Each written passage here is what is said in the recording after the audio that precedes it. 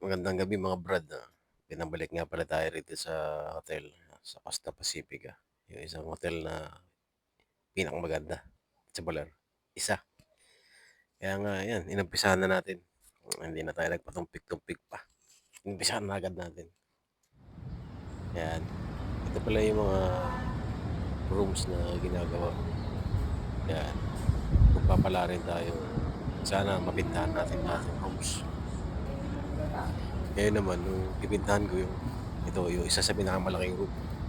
Yung magka-complete package na meron ng kusina, salas, bedrooms yan. Kompleto na. Ano na yun? Yan yung gagawin natin. Yan, pero umpisa ko na. Tapos ito naman yung sa salas. Mga gumamela lang. Kung titingnan nyo yan, parang hindi pa tapos yung kulay kasi first coating pa lang yan. Lalagyan natin ng second coating yan pag medyo tuyo na para mas matingkad yung kulay. Yan, kung titingnan nyo, hindi pa tapos. Pinapatuyo ko lang. Yan, medyo makalat kasi may doon tayong mga kasama na gumagawa rito. Makikita nyo mamaya pag tapos na. Ito na yung kumbaga kung tawagin finished product. Yan, halos pare-pareho lang naman ng design. Yan, parang mga kung tawagin dito sa Baler, pakupak.